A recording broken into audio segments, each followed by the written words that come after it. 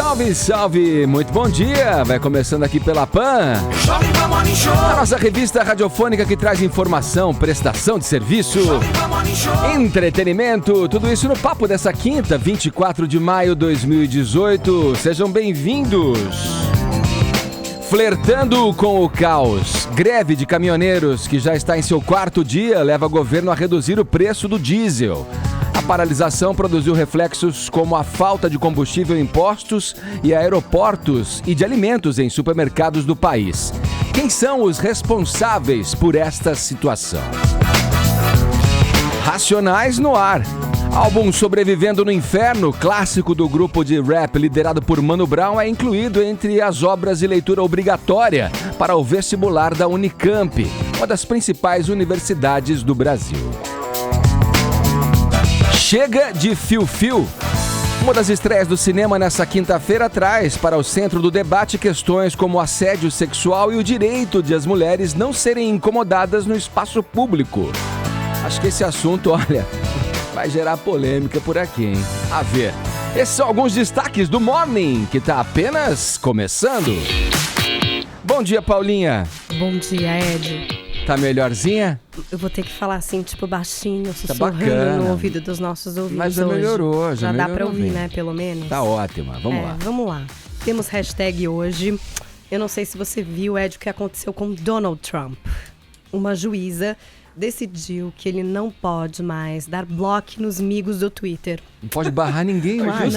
Não pode. O Caio vai explicar direitinho isso daí daqui a pouco, mas a gente, Ed, a gente pode dar bloco.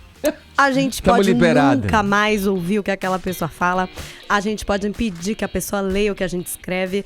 Afinal, o bloco é livre nessa rede social. É por isso que eu quero saber hoje. Hashtag vou dar bloco. Eu sei que você tem um arroba, você tem um gif, um meme, um assunto que te incomoda nesse Twitter, coisa que você não quer aturar. Então vão participar. Eu sei que hoje a gente vai para os assuntos mais comentados, porque é polêmica. Hashtag vou dar bloco. E você, meu caro ouvinte que participa pelo WhatsApp, manda sua mensagem pra cá em áudio, em vídeo, ou o nosso número é o 11 931 7009. Você conta pra gente também, né, se já bloqueou alguém, por que bloqueou alguém nas redes sociais. Conte aí numa mensagem pra gente, objetiva, bem rapidinho, tá? Por quê, né? E quem você bloqueou e por que você bloqueou. 11 931 7009 é a tua participação também pelo WhatsApp aqui no Morning Show. Vamos em frente. No mais, para acompanhar o programa em imagens, você baixa o aplicativo da Jovem Pan, assiste também pelo nosso portal jovempanfm.com.br e pelo nosso canal youtube.com/morningshowjp. Muito conteúdo extra também nas mídias sociais. Estamos no Instagram e no Facebook. Nosso perfil tá ali. Passe pela nossa página, deixe o seu joinha que a gente fica feliz da vida, tá bom? Todos convidados a passarem a próxima hora e meia colados aqui na Jovem Pan, porque o Morning Show está apenas começando. São Paulo, dia 1º de outubro de 1992, 8 horas da manhã. Aqui estou mais um dia, sob o olhar sanguinário do vigia. Você não sabe como... Aí, a gente abre o noticiário ouvindo a música Diário de um Detento, a 7ª faixa do álbum Sobrevivendo no Inferno, dos Racionais MCs. Nessa quarta-feira, a Unicamp, uma das mais tradicionais instituições de ensino do país, anunciou que esse disco será leitura obrigatória para o vestibular da universidade.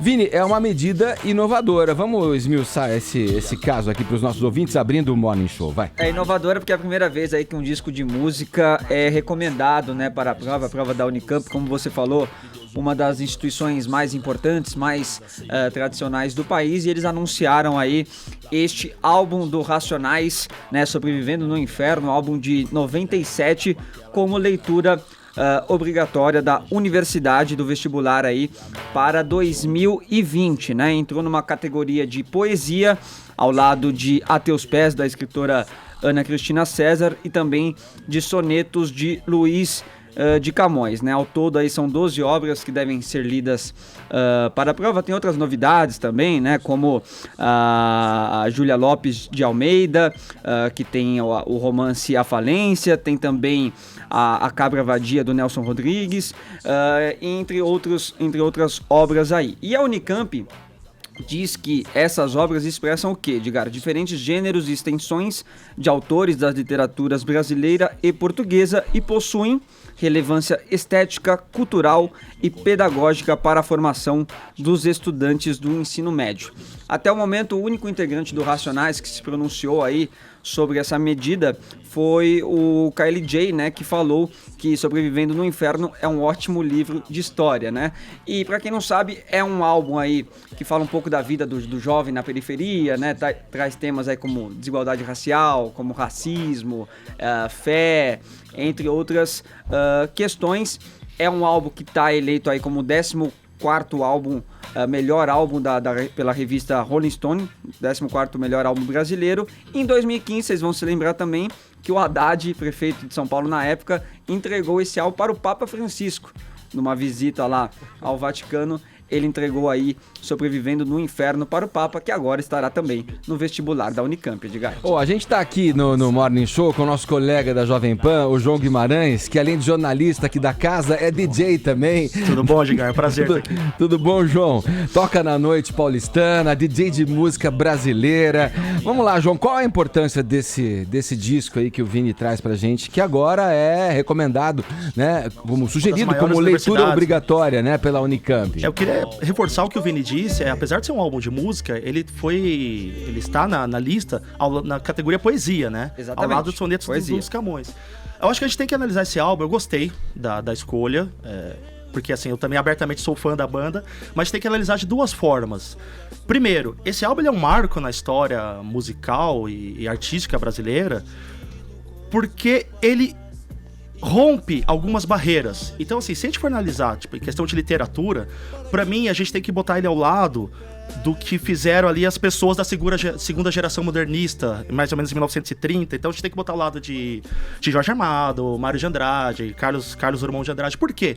Porque ele é um álbum que ele se propôs a analisar a realidade brasileira, assim como quem acompanha e estuda a literatura sabe que o Mário de Andrade fez muito isso. Então, assim, pra mim, ele é um dos principais álbuns que representa o que era a juventude, o que era ser de periferia em 1997. Então você não tinha metrô, você tinha um outro governo, inflação, etc.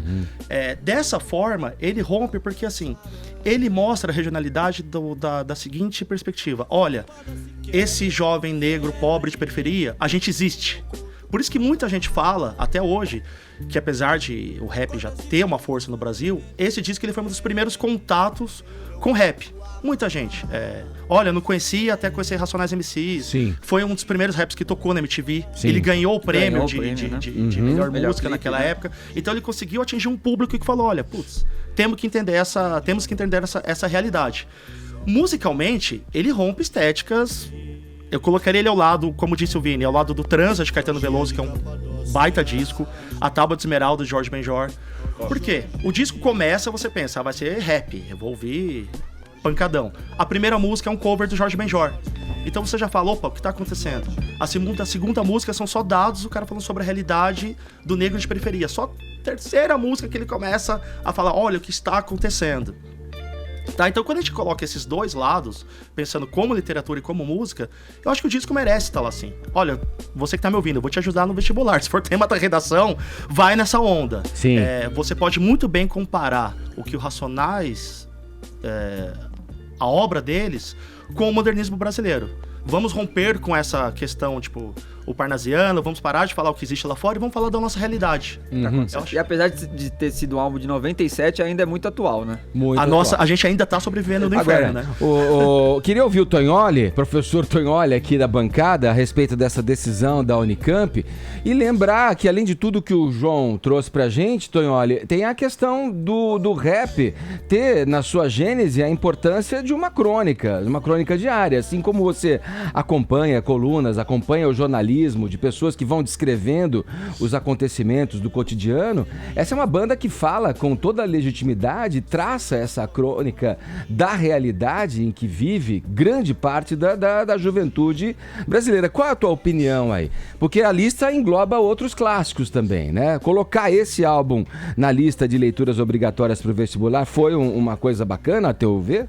Bom, pelo que foi citado dessa banda, e o meu único contato com essa banda vou confessar de público, foi quando eu me infiltrei em torcidas organizadas por meses, e para eu ser aceito nos Gaviões da Fiel, na época, começo dos anos 90, eu tive que decorar uma letra desse disco. Você viu aquele mano na portada?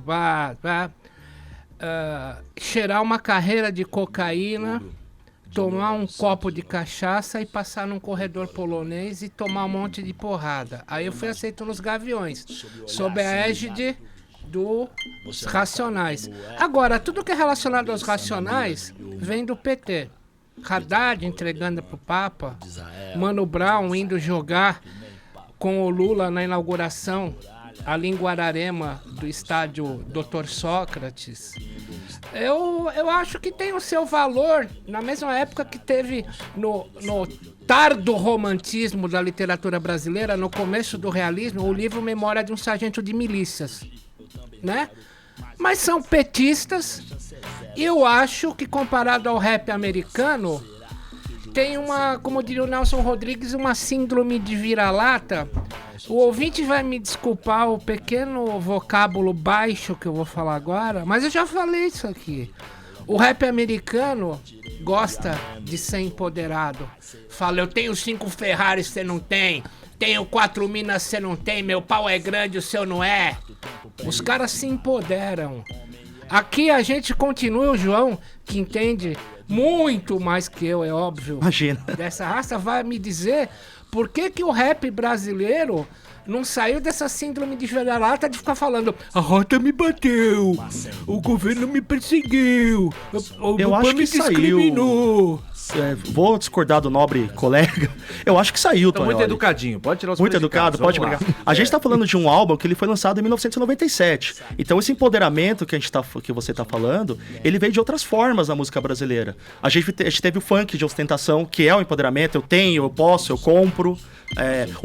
Os próprios Nacionais, o disco mais recente deles, que chama Cores e Valores, é uma estética completamente diferente do Sobrevivendo no Inferno. E ele também entra nessa seara de eu posso, eu compro. Ele fala da questão da virada cultural. Eu acho que assim, o rap ele mudou muito. A gente tem pessoas, tem o Criolo, tem a Lineker, tem pessoas falando outros assuntos sobre isso. E o próprio Sabotagem, ele não ficava chorando as mágoas de... O que o Tonali colocou, dessa estética que ele colocou, eu acho que ela é muito específica de um gênero, um subgênero, digamos, dentro do rap. Porque não é todo rap americano que fica ostentando também, olha aqui como eu sou tem fodão. Tem vários que falam da violência. Falam da violência, é uma tendência dentro da própria gênero, né? Aqui, né? As pessoas cantam sobre aquilo que elas conseguem ver, né? Não dá pra você cantar sobre o barquinho a navegar. Elas cantam sobre aquilo que elas vivem. Se você não tá vendo isso. Eu acho esses caras do Racionais machistas, sexistas e racistas. Bom, até a mulher do Mano Brown já falou isso, vai. Discordo. A gente também tem que analisar em que a mulher dele falou já, que momento eles escreveram certas letras e o momento brasileiro. O próprio Mano Brown, ele não canta mais músicas que ele cantava há 20 anos atrás. Sim. Então, assim, o momento, a realidade também era outra. Quando ele escreveu aquela música. Eu acho que, assim, a gente minimizar, é machista, é do PT, a gente acaba minimizando a obra de um dos principais grupos do Brasil. Você pode não gostar. Isso eu acho ótimo, sabe? Você não gosta, a tua pessoa gosta. Mas minimizar, e se alguém também se apoderou desse discurso, se o PT se apoderou, o PSDB se apoderou, também é minimizar. Tipo, eles estão fazendo o trabalho deles. Quem tá tentando ganhar voto em cima disso é que tá errado. Né? Enquadrar dentro de um... Precisou jogar futebol com o Lula lá em Guararema, no estádio Dr. Sócrates, pra entrar na Unicamp. Ele foi meio contragosto, viu, pra essa partida. Faz o seguinte, quem tem Racionais e Sabotagem, ouça Sabotagem, que é muito mais legal. Comece por Monra. Obrigado, João. Obrigado, prazer estar aqui. Só pra aquecer hoje, né? Uma discussãozinha pra aquecer esse começo de Morning Show. Vamos girar o assunto, vamos a Brasília conversar com Zé Maria Trindade, sair do aquecedor, pular pro fogo, né? Indo pra Brasília. Trindade, vamos lá, você que tá acompanhando aí de perto a movimentação do governo federal diante da greve dos caminhoneiros, que chegou hoje ao seu 4º dia com risco de caos em todo o país. Se é que o caos já não se instalou, né? Eles protestam contra contra a alta do preço dos combustíveis e especialmente o diesel. Zé Maria, o governo teve que ceder aí. Aliás, a pergunta que fica é se cedeu o suficiente e se vão aceitar, né, essa concessão, digamos, aberta aí pelo governo federal. Bom dia para você aí em Brasília. É isso, muito bom dia. Mas antes, olha, eu gosto dos Racionais, viu? Conhece aquela do Jesus Negão?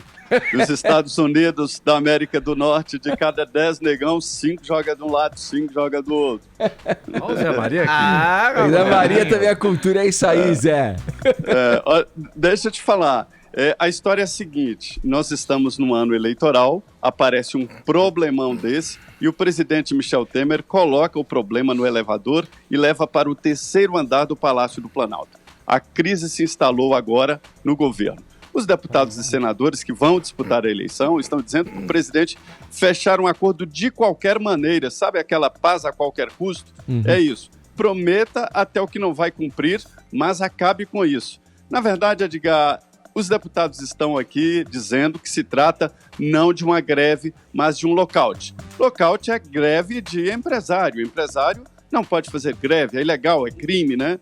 Mas as grandes empresas de transporte, distribuidoras, todos estão apoiando esse movimento que está assustando inclusive os políticos. Hoje, às 2h, o presidente Michel Temer tem uma nova rodada de negociação. E pelas informações que eu tenho aqui, são de que todos vão para cima do Pedro Parente. É o presidente da Petrobras que estabeleceu esta política de reajuste desenfreada aí dos preços dos combustíveis. Provoca uma instabilidade muito grande, falta de previsibilidade, aumentou o dólar, aumentou o petróleo no mercado internacional, a gasolina e o diesel sobem. E mais ainda, tudo que foi discutido até agora, o governo ontem, no final da noite, diz que se trata apenas para o diesel, nada com a gasolina. E é isso que será decidido hoje. Então, hoje será um dia muito importante. Não se trata de uma greve daquele caminhoneiro romântico, das músicas sertanejas. São empresas fortes que estão por trás. A CNA está dizendo que no campo parou tudo, né? A cadeia foi quebrada. Então, a situação é muito mais grave do que uma simples greve de caminhoneiros. O ministro-chefe da Casa Civil, Eliseu Padilha, disse a líderes que o governo tem dificuldades porque não houve uma unificação do movimento. Para você ter uma ideia, o governo identificou ali pelo menos 40 lideranças nessa história aí, que não é greve, é um lockout, né? Porque tem a participação de empresários e isso pode parar o país. A situação é de crise mesmo, viu? A gente segue no assunto, agora atualizando os dados do momento com o Caio. Caio, vamos lá, como é que estamos nesse momento com a situação aí desse lockout, como diz o Zé Maria Trindade dos caminhoneiros? Fala, Edgar, bom dia pra você, bom dia pra todo mundo ligado, bom dia pro Zé Maria também. Se vocês dois me permitem só fazer uma linha complementando, se é possível, as informações aí do Zé Maria. Essas lideranças que vão se reunir hoje na Casa Civil tem um encontro marcado para as 2h da tarde.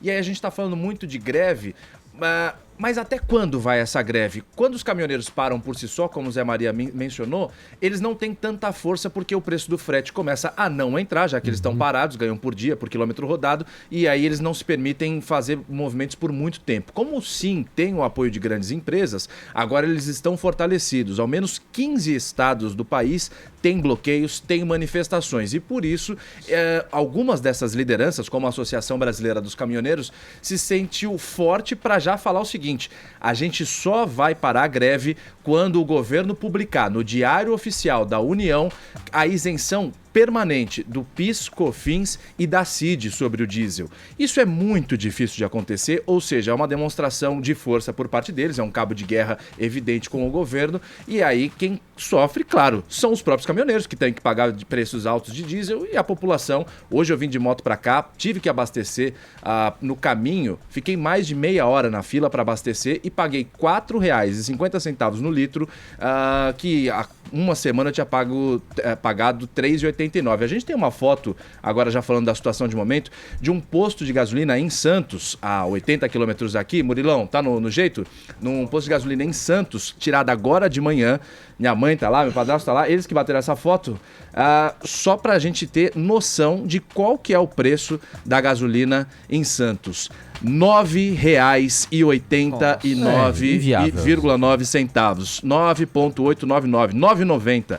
9,90 o litro da gasolina em Santos por causa dessa confusão toda. Claro, os caminhões para abastecimento não chegam nos postos, tem bloqueio, tá tudo paralisado, não tem gasolina. Essa é a situação. Aqui em São Paulo, de onde nós conversamos, de onde a gente fala, os aeroportos também sentem os reflexos disso. Não tem caminhão-tanque para chegar e abastecer as aeronaves. Em outros estados, essa situação se repete. Eu fiz uma porção de anotações aqui na minha cola da situação de vários estados, não dá nem para ler, porque é muita coisa. Você tem bloqueio em Santa Catarina, ao menos 45 pontos de manifestação pelas rodovias. Ontem eram 28. Isso demonstra um aumento nas adesões da paralisação. Em outros estados, a gente vê isso também. Na Regis Bittencourt, BR-116, no Paraná, tem 45 pontos de lentidão também por causa de manifestação. Ontem não chegava a 30. É uma porção de aumento.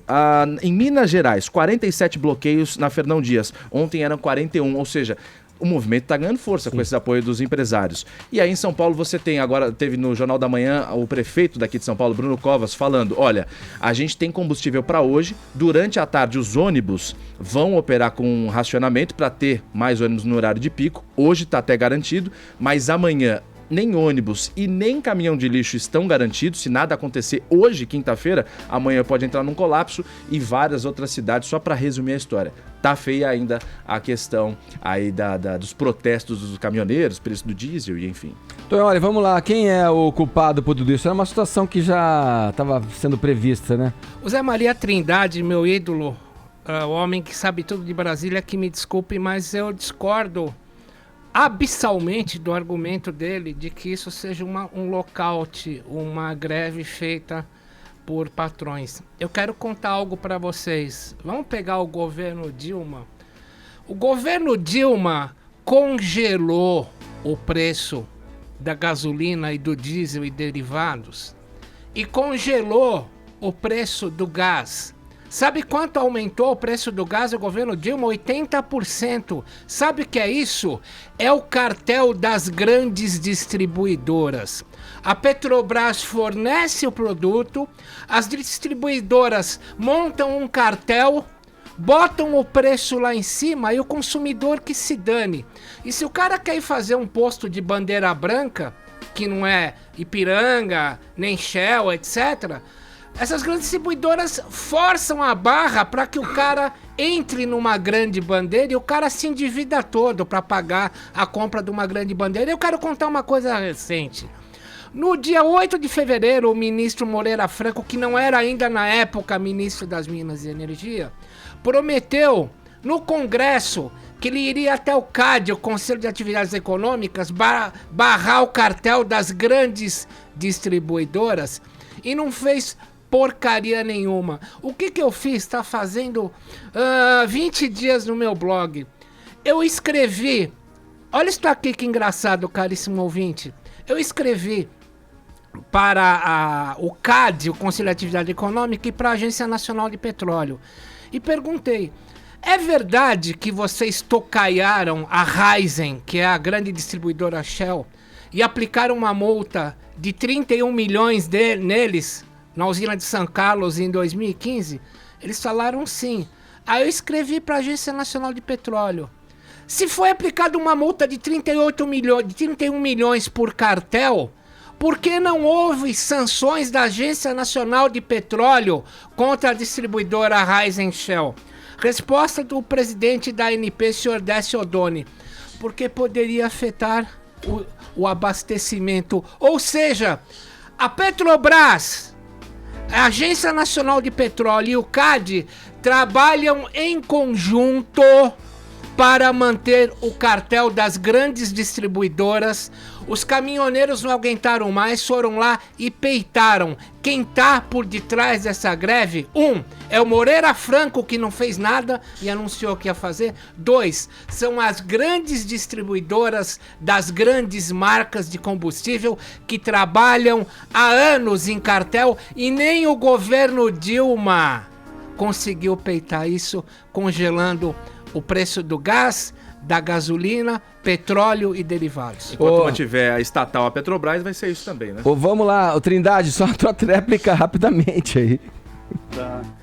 Olha, é isso mesmo, há um movimento integrado de empresas e também caminhoneiros autônomos que não existem mais, porque eles são autônomos, mas dependem das grandes transportadoras que terceirizam o frete. Agora, há uma inércia no governo e a principal, Tonholi, o principal ponto indicado aqui é de que o país está sem comando. Se houvesse um comando firme, não havia a paralisação de estradas, não. Isso é crime, viu?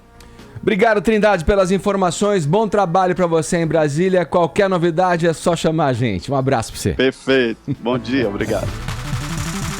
Ainda na política, ontem, o juiz Sérgio Moro determinou a prisão imediata do ex-tesoureiro do PT, Delúbio Soares. Vamos para os detalhes, Caio. Vamos lá. O juiz Sérgio Moro determinou na tarde dessa quarta-feira, na tarde de ontem, também chamada ontem, a prisão imediata do ex-tesoureiro do PT, Delúbio Soares, ainda por aquele escândalo de um empréstimo muito suspeito de 12 milhões de reais feitos pelo pecuarista José Carlos Bunlai no Banco Chaim. A gente já vem acompanhando isso já há um certo tempo. Essa denúncia não é de ontem. Inclusive, esse julgamento de ontem, dessa quarta-feira, para que fosse expedido esse mandado de prisão do Delúbio Soares, é já uma derrota dele em segunda instância. Esgotou-se o último recurso que lhe cabia. Eram os embargos de declaração que estavam sendo julgados, o TRF4 negou, e aí com isso o relator do caso, o desembargador Gebran Neto, virou e falou, olha, perdeu, não vamos dar a liberdade para ele, cumpra-se agora imediatamente a prisão. Caiu nas mãos do Moro, voltou para a primeira instância, o Moro virou e falou, então pode prender. Por que esse empréstimo de 2 milhões? Foi muito suspeito porque um pecuarista tomou para si o empréstimo, que era aparentemente pessoal, mas suspeita-se, segundo a denúncia da Lava Jato, que foi para bancar as contas do PT. Delúbio Soares fez isso sozinho, era tesoureiro? Não. Ele e mais 5 pessoas ligadas ao Banco Chaim, empresários, enfim, também caíram agora a casa. Eles ainda não se entregaram à justiça, está sendo negociada essa entrega, mas ainda hoje deve ficar atrás das grades o ex-tesoureiro do PT. Vamos registrar aqui, só antes de seguir adiante, o ex-governador mineiro Eduardo Azeredo, do PSDB, sobre o qual falamos ontem, aqui se entregou à Polícia Civil e ficará preso num quartel do Corpo de Bombeiros em Belo Horizonte. O também ex-senador e ex-deputado foi condenado no processo chamado de Mensalão Tucano.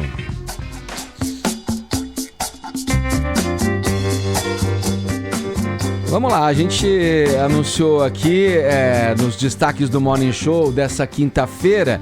Estreia hoje nos cinemas o documentário Chega de Fio-Fio, que integra uma campanha homônima criada em 2014 pela organização Think Olga. As cidades foram feitas para as mulheres? Essa é a pergunta em que se baseia o longa-metragem, né, Paulinha? É isso. E tem entrevista com 3 mulheres de cidades bastante diferentes, né? Então a gente tem uma personagem que é uma mulher trans que mora no Distrito Federal, a gente tem uma menina que mora em São Paulo e que anda de bicicleta pela cidade, que é professora de história, a gente tem também uma outra personagem que mora na periferia em Salvador. Então, um pouco através do ponto de vista dessas mulheres, a gente vai entender que não, né, Edgar? Eu sou mulher e sei bem que as cidades não foram feitas para as mulheres, e vamos entender também um pouco da dinâmica, já pelo título aí, Chega de Fio-Fio. Vocês imaginam qual vai ser a discussão. Vamos ouvir um pouco aí do trailer deste documentário que chega aos cinemas hoje. A gente acha que um homem mexeu com a gente ou que ele foi agressivo com a gente porque a gente tava com short curto ou porque a gente tava com decote mais saliente. O corpo da mulher negra vem sendo ultrassexualizado e objetificado desde o período colonial. E a sociedade nos ensina que a gente não tem que ver isso como um problema, que é legal, né? A gente sair na rua e eu, de repente, ser assediada. Para as pessoas pode parecer que nada está acontecendo, mas a gente sente, né? Esses olhares que te constrangem e que constrangem só você, assim, no seu íntimo, né?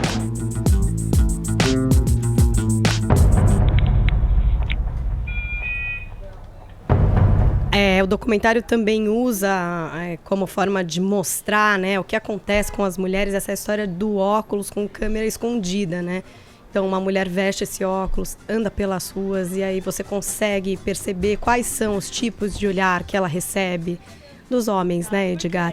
Então, esse documentário também, como você viu, teve a Djalmira aí falando, tem outras pessoas também especializadas na área comentando, e tem uma roda também com homens que, quando enxergam a narrativa das mulheres, se colocam aí em relação ao que a gente analisa de ser assédio ou paquera, né? Até que ponto o fio-fio é legal, eu já acho que não é, né? E o quanto a mulher se limita ao transitar dentro da cidade, né? Quem nunca fugiu de uma rua escura, quem nunca evitou um caminho que sabe que é perigoso, quem já se sentiu perseguida. O Think Olga tem diversas pesquisas a respeito e uma delas identificou que 98% de 3 mil mulheres entrevistadas foram assediadas de alguma forma, né? Então tem desde pessoas que tocam o corpo sem você querer, até o próprio fio-fio, palavras terríveis, enfim, e como que isso vai guiando também o comportamento da mulher, vai cerceando o direito da mulher de circular livremente nos espaços públicos. É um assunto polêmico, principalmente essa história, né, Edgar, do fio-fio, né, da paquera em espaço público. Eu sei que aqui a gente tem várias opiniões diferentes a respeito disso.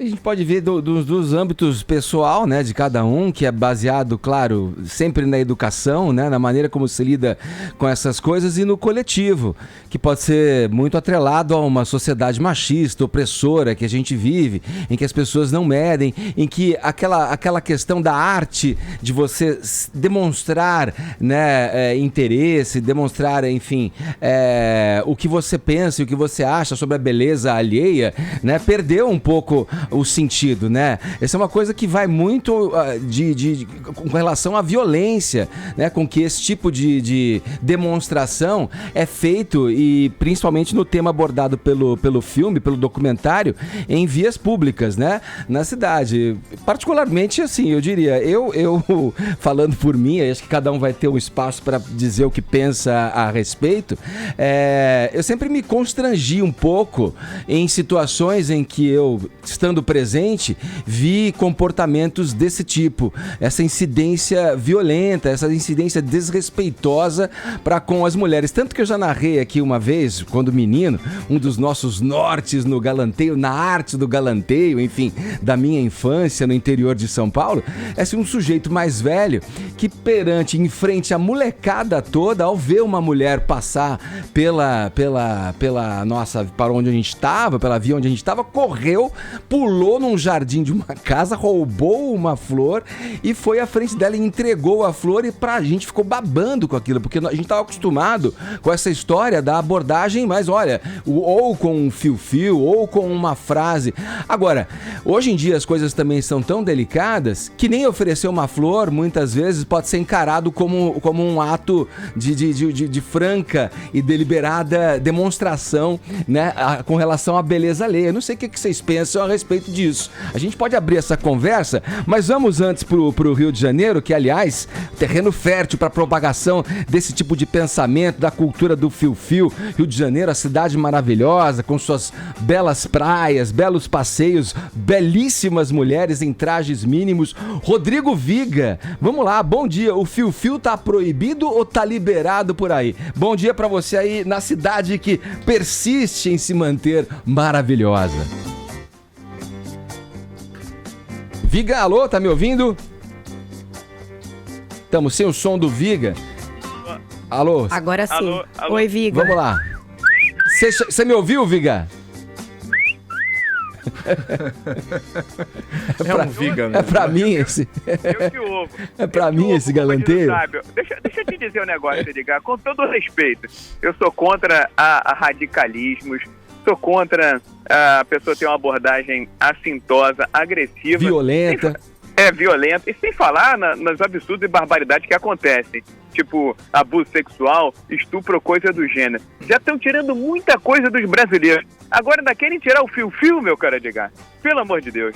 Com todo respeito, eu comungo com várias teses, com várias teorias, com vários segmentos, com várias maneiras de pensar.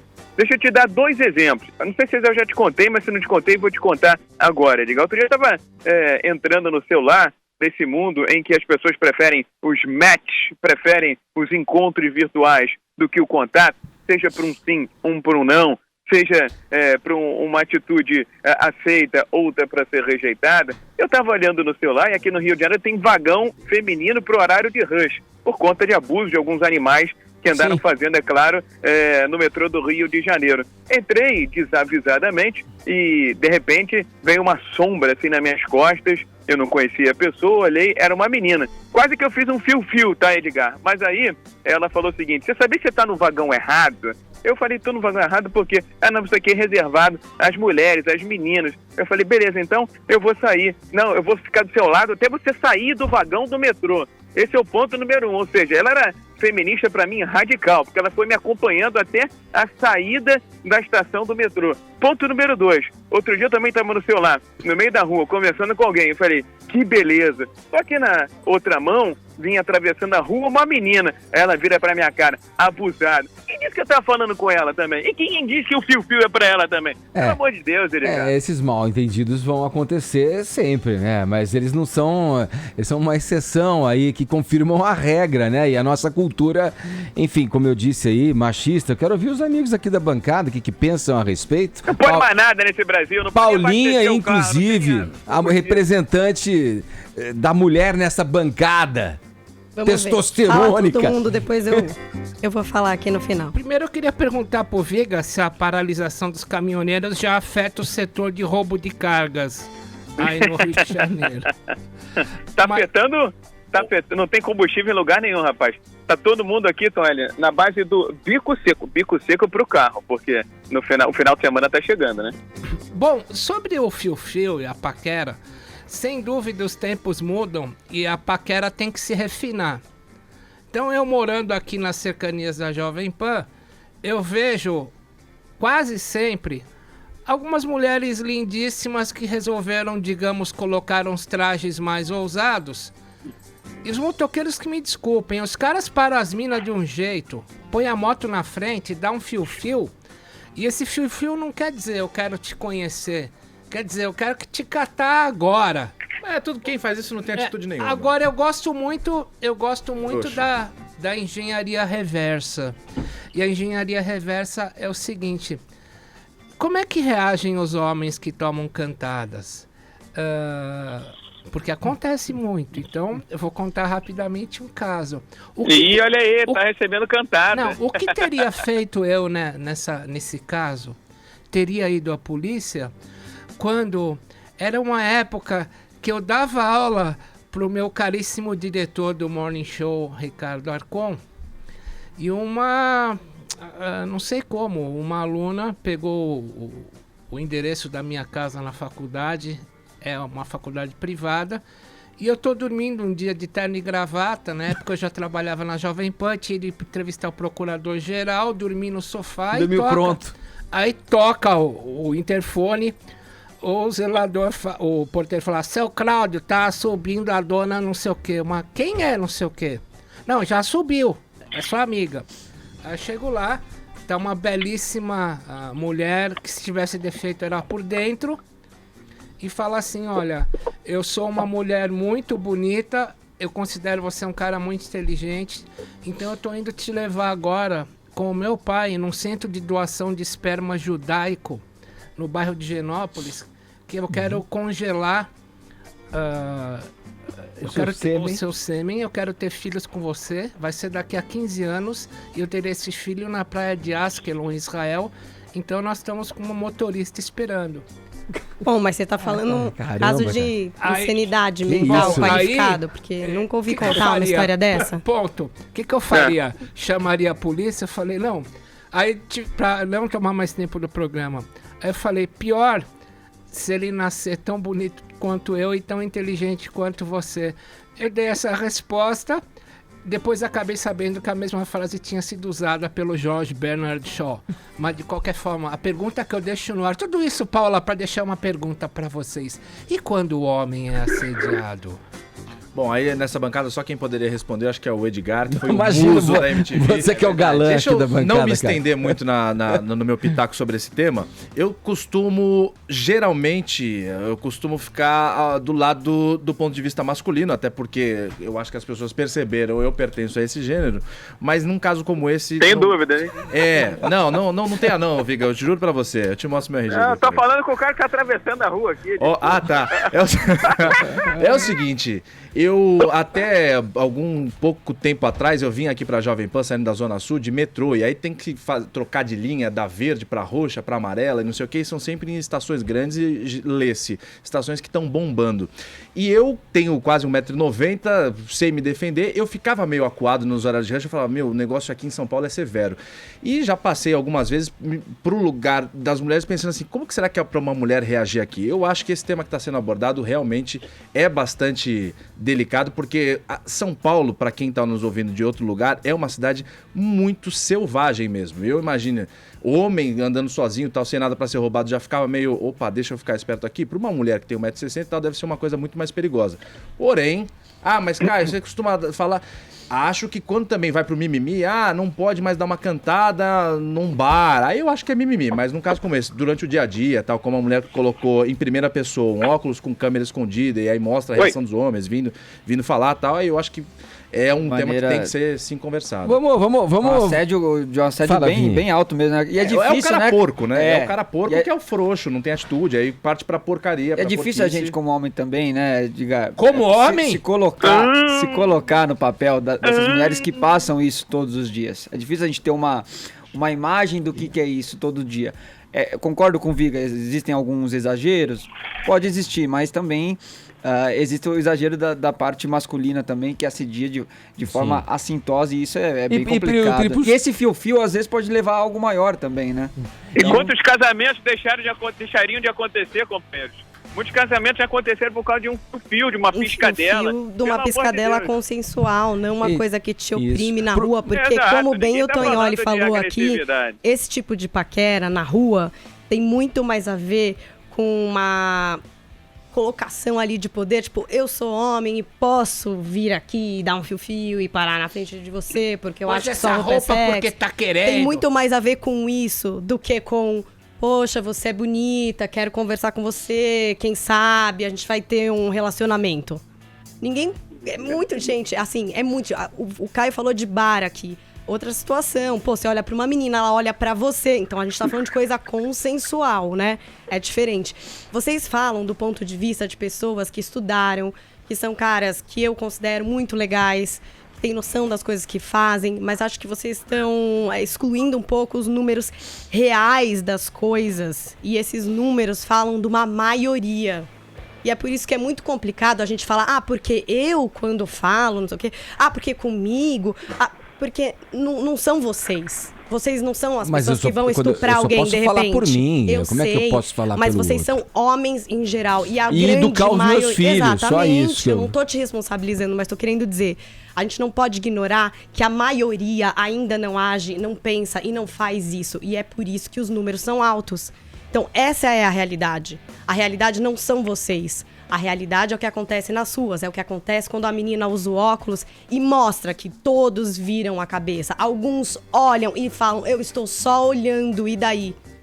Essa é a realidade. Aí também eu acho que exagerou. Eu acho que você tem que pensar que os números tratam de um total, gente. Não tratam de uma especificação de uma pessoa que é tolerante, sabe o que tá O Viga tá acontecendo. perguntando qual o problema de olhar. Qual o problema? Eu tenho que ser cego, surdo e mudo agora? Você pode olhar o quanto você quiser, Viga, mas se isso é agradável ou não pra outra pessoa... mas tem tanta coisa você gostaria de ficar sendo observado, você anda na rua e você é observado o tempo inteiro. Você que sabe, se você quer provocar isso numa mulher, faça. Agora, é legal? Pensa se fosse você. A empatia é uma coisa muito importante que eu acho que esse documentário não descartou. Colocando essa roda dos homens pra se pôr no... É muito difícil pôr no lugar de uma mulher, porque cada um nasce na sociedade já machista, do jeito que é. Eu tenho 2 filhos, eu sei o quanto vai ser difícil. As próprias mães, às vezes, são machistas. Vem uma menina e julgam. Criada pelas mães por machistas. todo mundo, eu não tô isentando ninguém, Caio. Mas o fato é, vamos analisar as coisas pela maioria e não por vocês mesmos. Vamos analisar os fatos pelo que eles são. e não pela nossa experiência.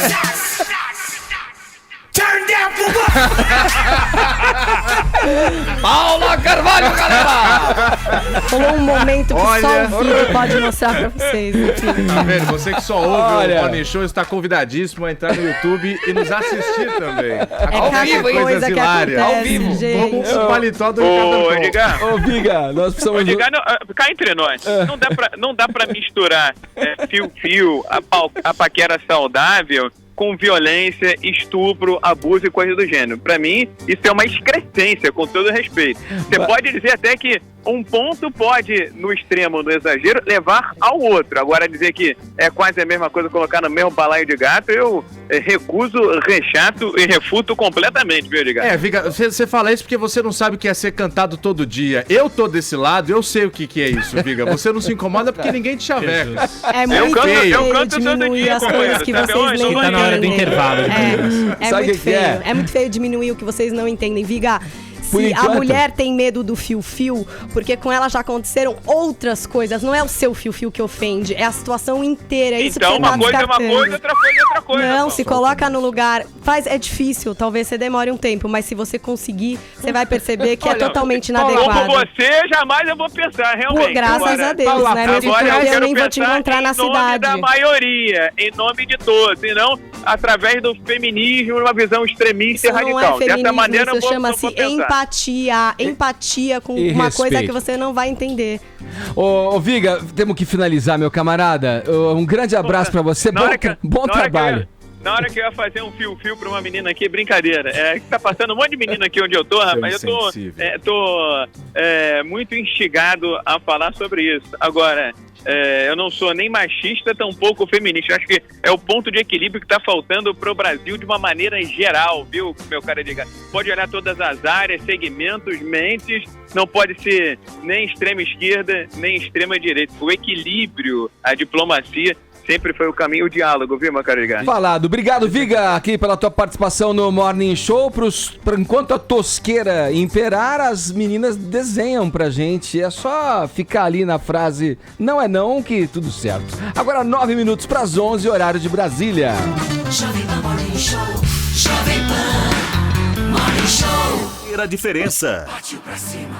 O que eu espero para o Brasil, o que eu espero para o meu país é que todos nós nos unamos em torno dos pontos comuns, que são muitos, com certeza, e é que a gente construa num futuro próximo um país mais bonito, um país melhor, sem besteira, sem corrupção, sem discussões inócuas, sem esquerda e direita. Um país para brasileiros. Eu sou Cláudio Lins. 2018, um ano para transformar.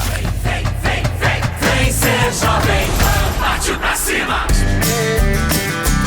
Jovem Pan, Morning Show. Oi. Aê. Agora vamos pros cinemas, hein? Diga. Depois de quinta-feira. O Edir Macedo pensa que é só ele? Eu ia falar, chega de polêmica, Silvião, mas você é chegado num fio-fio, né? Mas a pipa do vovô não sobe mais. Então é essa daqui, ó. Vamos lá, Silvião. Mas eu ainda canto a Ellen Ganzaroli. Quer dizer que vamos fazer... Você ficou com inveja do Edir Macedo? Do Edir. Vamos fazer um filme agora sobre a tua vida, é isso? É o filme mais visto dos cinemas brasileiros, só que não, né? Mas é isso, Edgar. Silvio Santos vai virar filme. A produtora aí, Paris Entretenimento, adquiriu os direitos, na verdade, de uma biografia, né? Que é a biografia Silvio Santos, a biografia do universo dos livros, das autoras Márcia Batista e Ana Medeiros. Livro que foi lançado no final do ano passado, conta aí toda a trajetória, segundo elas, do maior comunicador de todos os tempos, desde a época do Silvio Camelô, depois da passagem dele. Segundo elas, não, ele é, né? Sim, ele é. Mas é porque é o subtítulo ali também do livro da Márcia Batista e da Ana Medeiros. E depois da passagem dele na comunicação, né, o começo na Globo, depois a criação do SBT, né, também fala sobre a vida pessoal do Silvio, casamento, filhas, e traz depoimentos ali das pessoas mais próximas do Silvio, entre elas o Carlos Alberto de Nóbrega, o Rock, né, enfim, várias pessoas aí que contam um pouquinho dessa história que agora vai para os cinemas, Edgar. Acabou? E a previsão para o começo... Quer mais? Bernardo de Anão! Vamos completar, né? A previsão... É que eu achei que você ia falar alguma coisa também, uma opinião sobre esse filme. Não, olha, o Silvio Santos... Edgar? Obviamente, o Silvio Santos tem muita passagem da vida, tem uma história, né, totalmente interessante do ponto de vista da comunicação brasileira. O cara que já foi até candidato à presidência da República. Pois é. Quer dizer, história que não falta, né? Eu imagino que esse filme aí, assim como a biografia, venha recheado de passagens antológicas. Pode completar aí com um dado? Seguinte, Vini, ouve essa. Fala. Outubro de 89. Cai o muro de Berlim. Só tínhamos 2 jornalistas brasileiros na Alemanha. Cláudio Rulho. Não, José Arbex Júnior, da Folha, e Pedro Bial, pela Globo, tá? Porra, caiu o muro de Berlim, fim do mundo bipolar. Sabe qual foi a manchete da Folha de São Paulo?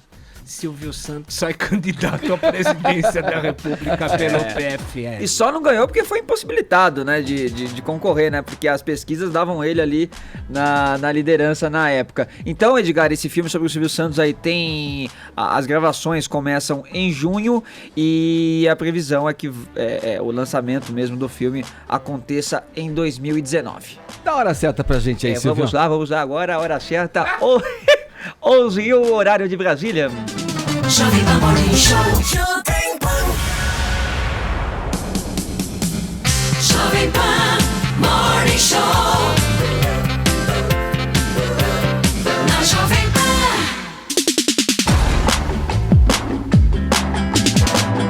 Pan. O frio chegou com tudo. Ainda bem que a Zelo tem a melhor seleção de edredons, cobertores e coberdrons do Brasil. Confira essas ofertas. Coberdron dupla face com Sherpa, que dá aquele toque de lã de carneiro ideal para as noites mais frias, está a partir de R$ 189,90. Já o famoso edredom de malha Zelo também está com um preço ótimo. O tamanho casal sai por R$ 159,90 apenas. Corra para uma loja Zelo e aqueça a sua casa. Ou compre pelo site zelo.com.br. O presidente dos Estados Unidos, Donald Trump, deve estar muito, mas muito bravo no dia de hoje. Sabe por quê? Uma juíza determinou que ele não pode mais bloquear seguidores no Twitter. Conta essa história pra gente em detalhes, Caio. O que aconteceu? Porque ele é um homem público, é isso? Qual foi o argumento da juíza? A história é muito rápida e simples de se contar, mas gera uma discussão, vai gerar um debate. É o seguinte, 7 pessoas que foram bloqueadas da conta do Twitter do presidente Donald Trump se rebelaram, falaram, que história é essa? Porque comentaram, retweetaram, eu não tenho Twitter, eu não entendo muito bem, mas eles se manifestaram contra algumas posições do Trump, que tuita à torta e à direita, e o Trump ficou meio bravo com a posição deles, foi lá... Não, ele tuita à direita. A torto e à direita? Não, à direita. A torto também, mas sempre à direita. Jesus amado. Mas enfim, o Trump disse que tuita até da cama dele, passa o dia inteiro tweetando. Os caras em alguns momentos foram lá e criticaram, o Trump ficou meio irritado, foi bloqueando um a um. Esses caras se juntaram e falaram o seguinte, vamos entrar na justiça, o Trump não pode fazer isso. E aí, a primeira emenda da Constituição norte-americana fala muito das liberdades, ela protege muito liberdade de expressão, liberdade de imprensa, religiosa e tal e coisa, o país democrático que é, ou que pelo menos se julga, os Estados Unidos. E a justiça entendeu o seguinte, não, peraí, é verdade, eles têm direito a se manifestar. A Casa Branca, o processo estava correndo já há algum tempo, a Casa Branca, no argumento de defesa, falava, peraí, essa conta é pessoal do presidente. E a defesa, a acusação contra o Trump, né, os 7 bloqueados, os 7 twitteiros, falava o seguinte, o Trump usa essa conta no Twitter para manifestar posições do governo. Então a gente tem direito, sim, de permanecer seguindo de ler, ele, né? Porque quando você dá bloco, a pessoa não consegue ler o que você escreve também, né? A pessoa não só não interage, como ela também não lê. Ela entra no seu perfil e não lê nada. Então é esse o problema desses twitteiros, eles não conseguiriam ler o que ele escreve. Exatamente. A Justiça de Nova York entendeu ontem, para findar o caso, de que, olha, Trump, essa conta não é sua pessoal coisa nenhuma, quando o senhor deixar a Casa Branca, aí você faça o que bem entender. Enquanto você estiver à frente da presidência da República, essa conta é do governo sim, enquanto você pode posicionar essas coisas, esses atos do governo. Então desbloqueia os caras e daqui para frente você não pode mais desbloquear, não pode mais bloquear ninguém. Ô, Tonho, olha, não tem essa de pessoal, né? O cara é presidente, como é que você pode ter? Porque pessoal é público, é o governo, você é um representante máximo ali do país, pô. O que você acha, hein? Eu acho que ele é muito seletivo. No Twitter do Trump, ele segue 48 pessoas. A maioria são jornalistas da Fox News, que é a emissora mais à direita, e um cara de centro, que é um cara que eu adoro, chamado Matt Drudge. É um jornalista que tem um blog fenomenal, mas o Trump não gosta de dar pícole só de bloquear tweets. Ele gosta de bloquear agendas e encontros. Vamos lá. O presidente Trump acaba de anunciar que cancelou o encontro com o norte-coreano Kim Jong-un, que ocorreria no dia 12 de junho, aqui no Brasil, Dia dos Namorados. O anúncio foi feito na manhã nessa quinta-feira, e a carta em que ele anuncia foi publicada na noite dessa quarta. Abre aspas. Diz o Donald Trump, infelizmente, baseado na hostilidade e na raiva expressadas em seu comunicado mais recente, diz o presidente norte-americano, sinto que é inapropriado neste momento realizar essa reunião. Disse o Trump, abre aspas, segue o presidente. Você fala sobre suas capacidades nucleares, mas a nossa é tão massiva e poderosa, prossegue o Trump, que rezo a Deus para que ela nunca precise ser usada. Botou em cima da mesa e cancelou o encontro com o norte-coreano. Ô, Edgar, agora nessa história do Twitter aí, eu acho que tira um direito pessoal do Trump também. Mas o cara é um homem público, é o presidente, é o ser mais importante. Se fosse uma conta da Casa Branca, qualquer coisa que ele fale, mesmo no âmbito pessoal, então, vai interferir no público, cara. Como assim? Se a conta da Casa Branca, ok, a justiça bloquear. Lá, agora... Só postasse foto de cachorro, família, mas não é o caso. Mas ele quiser a conta dele, pessoal. Agora, eu vou dar uma dica pro Trump. Existe o silenciar, Trump. Atenção, você silencia essas pessoas, assim você não lê o que elas escrevem e elas continuam lendo tudo que você escreve e tal. Olha, Edgar, só rapidinho, apesar de não ter conta no Twitter, eu tô sempre atento às coisas. A galera tá pedindo que você tenha uma conta. Caio. Tem várias fãs aqui. Então mesmo, é verdade. Você tá arrebatando corações. Tá, eu achava que só minha mãe tava interessada. Mas falando da minha mãe, é o seguinte, no começo da minha fala aqui, logo no começo do programa, a gente tava falando sobre os protestos dos caminhoneiros e tal. Provavelmente a audiência já é outra, porque do rádio é bastante rotativo. Mas lá pelas 10 da manhã eu tava falando das manifestações, do preço da gasolina. A senhora, minha mãe, está em Santos e me mandou hoje cedo uma foto. Caim, olha o preço da gasolina aqui. Quase 10 pilas, R$ 9,90. E aí eu falei, pô, eu vou usar essa foto no Morning Show. Aí mandei pra ela, mãe, essa foto é sua? Aí ela falou, é. Aí coloquei aqui, minha, a gente tá no usou. meu WhatsApp. Pois é. Aí agora no Twitter, os twitteiros falam, não, essa foto é fake news e tal, é montagem de um posto de Pernambuco. Aí eu perguntei pressionando, mãe, a senhora tem certeza? Foi você que tirou com a câmera? Ela... Ah, não, mandaram pra mim. Pelo amor de Deus. Ou seja, então eu peço desculpas, não tem nada a ver com essa montagem, chegou, mas no começo da minha fala, lá pelas 10 da manhã, eu deixei claro que era minha mãe que estava lá, ela cometeu engano. Ô, Crite, fala pra mãe! É uma senhora. Além de apurar mal, culpa a mãe, hein? Legal. Eita senhora. Não tem... Esse é um belo ser humano. E dificulta aqui ética nenhuma. E dificulta aqui pro âncora, mediador, que tem que agora linkar o assunto. Estávamos falando, pessoal, vocês se lembram muito bem do bloco que o presidente Trump vem dando aí ultimamente. E aí Twitter, palavra-chave, vai tudo mesmo. Isso acabou motivando a nossa hashtag, vou dar bloco. Paulinha, como é que tá essa movimentação dos nossos queridos twitteiros? Olha, a gente tá em terceiro. Desculpa, gente. A gente tá em terceiro entre os assuntos mais comentados deste país. Muita gente mesmo pedindo pro Caio entrar no Twitter. Isso não é mentira, tá? É verdade. Sabendo. E aí tem outras pessoas aqui comentando, né? Em quem dariam ou não bloco. E gente pedindo pra tirar o bloco. A Gil Pio, que é nossa ouvinte diária, foi bloqueada pelo Tonholi. Sério? E ela pede encarecidamente pra que ele desbloqueie. E eu queria saber qual é o critério de bloco de Tonholi. O Tonholi lida com muita gente no Twitter. Togues, quem você bloqueia? Explica pros ouvintes. Foi engano, Tonholi, ou não? Não sou eu que administro a minha conta. Eu tenho assessores.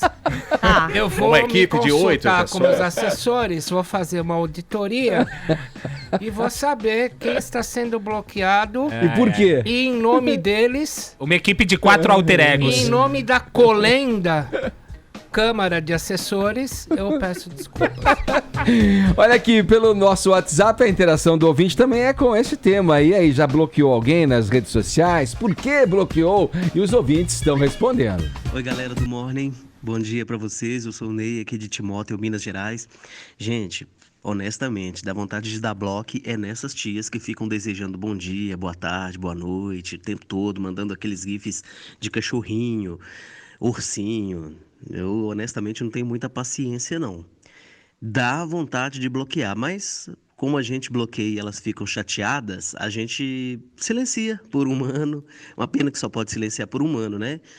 Porque se tivesse a opção de silenciar eternamente, esta seria a minha opção para algumas tias que eu tenho aqui. Beijo, viu, tias? Sei que vocês estão ouvindo a Jovem Pan aí. Foi mal, hein? Oi, bom dia. Meu nome é Alessandra, eu moro em São Paulo. Eu dei um bloco em um colega meu de trabalho que é metido a garanhão, acha que pega toda, se acha o máximo. E me mandou uma foto dele pelado no banheiro, aí depois me disse que tinha mandado por engano. Fiquei com muita raiva e bloqueei ele, bloqueei mesmo. Beijo, adoro vocês. E aí, Morning Show, bom dia. Aqui é Samuel de Campo Mourão, Paraná. Cara, já dei bloco sim, principalmente no Instagram. Eu sou fotógrafo e eu tenho alguns concorrentes que eles vão lá e ficam stalkeando os meus seguidores que comentam fotos, que dão like nas fotos. E, poxa, isso é muita sacanagem. Então eu dei bloco, bloqueei geral. Tem uma galera que tá tendo que usar perfil falso se quiser ver algum trampo meu. Beijo. Melhoras, Paulinha.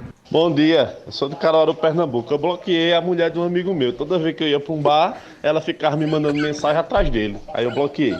O Wagner de Lençóis Paulista, São Paulo. Já bloqueei minha irmã, porque é muito chata a irmã mais velha. Fala assim, irmã, pô, é sagrado. Bloqueou a amiga da mulher. Caio quer nudes, gente. Pode mandar pra ele que ele tá aceitando. Puta, essa voz vai ficar até quando, hein? Ai, dá pena, me ajuda, não tomou nada ontem. Eu tomei. Eu desrespeito com o ouvinte, Já velho. liguei pra fono. Eu fico 6 horas do ar e nunca fiquei assim. Dá pena eu ter que aprender com você. Tá difícil Barbaridade. mesmo. Tá difícil. Olha, senhor Edgar, mesmo com essa vozinha, não é? Antes de ir para o próximo assunto, posso lhe dar um presente, querido? Nossa, vai me presentear? Na verdade, eu vou repassar o presente. É mesmo? Eu vou pegar aqui embaixo. Pera aí que tá escondido. Meu aniversário já foi. Pera, querido. Tá, nossa. Porra, que mistério é esse? Opa! Que isso? Rótulo com a minha pessoa? Puro Malte Premium Lager, Olha Picolete Pistáquia, que é o nome entrega do Edgar, não é verdade? Meu nome de guerra. É verdade. Quem mandou pra você Muito foi obrigado. o Bruno De Luca. Ele veio aqui no programa, não é verdade? Você que nos acompanha em imagens, olha que maravilha. Ele e o Marauê mandaram pra gente, aí eu sou a Breja, o Bruno falou por cima aqui. Mas como é que é isso, dessa Paulinha? empresa, que é muito legal, é um aplicativo. Você pode encontrar aí na App Store por esse nome mesmo, Sua Breja, ou no Instagram, o perfil @suabreja, que você escolhe a cerveja que você quer, dessas cervejas gringas, super legais, e aí você pode fazer o rótulo que você quiser, homenageando quem você quiser, né? O Edgar, por exemplo, agora tem a sua própria cerveja, veja que maravilha. Vou beber o meu ego total, olha que maravilha, hein? Tem Picolete, também, você tá, assim, ó, você tá demais, hein? Morning Show, deixa eu mostrar né? por aqui pros nossos telespectadores, os nossos internautas que acompanham em imagens do Morning Show. Legal esse aqui também. As pessoas maravilhosas, um beijo. Você falou que era um presente pra mim, mas na verdade é um jabá que você tá fazendo, é isso? Não é, porque eles vieram aqui especialmente pra falar disso, e a gente falou de tanta coisa com o Bruno De Luca. Esquecemos desse assunto? Foi festa com Rihanna, foi aprontados do garoto, que a gente esqueceu de falar esse, que era o motivo da vinda do Bruno, mas tá aí falado pra vocês. Falado. De volta ao noticiário, o prefeito de São Paulo, Bruno Covas, sancionou ontem um projeto de lei que proíbe a utilização de fogos de artifício barulhentos no município. Vamos contar essa história em detalhes, Vini? O que motivou essa decisão? É uma lei conjunta aí, né, de alguns partidos, é isso? O autor do projeto é o Reginaldo Trípoli, né, deputado aí, o vereador, do PV, que disse que espera aí uma maior conscientização agora da população por conta dos problemas causados por esses fogos de artifício barulhentos, principalmente para bebês, para idosos e para os animais, né, principalmente cães e gatos que têm aí uma audição mais aguçada, né? E são mais sensíveis a isso. Então, podem se ferir dentro de casa, se eles estão na rua, pode causar um atropelamento. Sim. Enfim, são diversos problemas que esses fogos de artifício podem causar. Agora, eu dormir com latido de cachorro, aí pode. Aí é a lei do psil daí, outro problema, né? Tem que resolver. Mas olha, não faça um comentário de animal. Continua, Vini. Não, Vini, essa questão realmente atinge muitas pessoas, os cachorros ficam muito ansiosos, com medo. Eu já perdi um cachorro. Um amigo também perdeu um cachorro enforcado porque no desespero foi fugir, estava com a coleira e acabou se enforcando. É uma tristeza, mas não só pelos animais, idosos, crianças autistas, né? Também sofrem com esses barulhos, né? E foi bom você ter falado disso, Edgar, porque agora pela manhã eu conversei com a apresentadora Luísa Mel, né, que é ativista também aí na causa de proteção de animais, e ela disse que muitas mães também com bebês, com crianças autistas, né, a procuraram para tratar desse caso, e aí tudo foi direcionando também com relação aos animais. Vamos ouvir o que ela falou sobre isso. Bom, desde o ano passado, quando um grupo de mães de autistas me ligaram pedindo para a gente se unir, porque além dos animais, as crianças autistas também têm convulsões nos momentos dos fogos. E aí eu vi que era realmente urgente. A gente sabe que todos os anos, época de Réveillon, de jogos, muitos animais acabam fugindo de tão desesperados, muitos morrem do coração, muitos morrem às vezes até enforcados, porque estão presos e aí ficam se debatendo, acabam morrendo. Fora os animais domésticos, né, o gato que a gente tem em casa, muitos passarinhos também morrem. Muitos animais silvestres morrem de susto. Então a gente aplaude aí a decisão do prefeito. Acho que é uma coisa de você realmente pensar em toda a comunidade, né? Porque as pessoas que estão defendendo, só pensa no seu bel prazer. Mas você não vive sozinho na cidade. Quando você estoura um fogo, você acaba assustando todos esses animais, ou pessoas doentes. Então eu fico muito feliz que ele sancionou esse projeto, mas também, como já tenho um pouco mais de experiência com política, agora eu estou esperando a regulamentação da lei, porque não adianta nada você aprovar uma lei e não dizer quem vai fiscalizar, qual que é o órgão que vai fiscalizar. Então acho que esse é o momento da gente comemorar e também ficar em cima para ver quem é que vai fiscalizar para que a lei seja efetiva. Você deu uma entrevista até ontem para o Álvaro Leme, que tem repercutido bastante, né? Onde você falou aí sobre a importância que os animais tiveram na sua vida em momentos bem, bem difíceis, né? Que você estava passando. Sim, inclusive eu lancei um livro, Como os Animais Salvaram a Minha Vida, pela Editora Globo, onde eu relato todo o meu sofrimento, como os animais mudaram a minha vida e como eu fui me tornando também uma protetora, uma defensora dos animais. Toda a minha história de vida, desde a televisão até hoje, está lá no livro de uma maneira bem aberta. Eu acho que quem gosta de animais, quem gosta do meu trabalho, vai gostar bastante. Também mostra uma coisa de superação. Eu mostro quando eu estava lá no auge da depressão, pensava até em me matar, e hoje em dia eu olho para trás e fico abismada de ter pensado uma coisa dessas, né? Então, acho que mostra aí para as pessoas que a vida muda, a gente nunca pode desistir. Luísa Mel, que vai voltar também para a televisão, foi contratada pela Band, vai ter um programa nesse sentido aí, né, de defesa de causa dos animais. Mas voltando a falar, né, sobre o assunto dos fogos de artifício, pro Caio não ficar preocupado, Caio, não vai acabar com aqueles fogos de artifício só dos efeitos visuais e de baixa intensidade, né? Esses barulho, podem continuar, diz, né? De baixo barulho. Esses podem continuar, só os de alto ruído que estão proibidos agora. A lei entra em vigor em 90 dias. Em caso de descumprimento, multinha de R$2.000. Consegue nem fiscalizar balão que derruba avião, pode matar gente, velho. Vai fiscalizar. Quero saber do Casagrande, e os animais que entram com sinalizadores nos estádios? Aí também não pode, meu. Vamos lá, antes de ir pra uma música aqui no Morning Show, a gente registra a presença do pessoal da Caoa Sherry aqui no estúdio, hein, Paulinha? O presidente Márcio Alfonso tá aqui com a gente. É uma plateia maravilhosa, né, Edgar? Qualificada para esse programa. É isso aí. Agora 11 horas 24 minutos, horário de Brasília. Jovem Pan Morning Show. Vamos finalizar o Morning Show dessa quinta-feira com mais um assunto delicado, né? Mais um capítulo da novela que gira em torno das acusações de abuso sexual contra o diretor, o cineasta Woody Allen, Paulinho. A gente voltou a falar nisso quando a filha dele, a Dylan, foi entrevistada, né, numa televisão nos Estados Unidos. O Woody Allen foi acusado, na época, pela Mia Farrow e foi inocentado pela justiça. E não é novidade exatamente, Ed, porque o Moses Farrow, que é filho adotivo também de ambos, ele sempre defendeu o pai e sempre disse que o pai não teria abusado da irmã e que, na verdade, o relacionamento abusivo que acontecia na família era da mãe em relação aos filhos. Esse garoto, que hoje já é crescido e se transformou num terapeuta familiar, escreveu agora no blog dele em defesa do pai.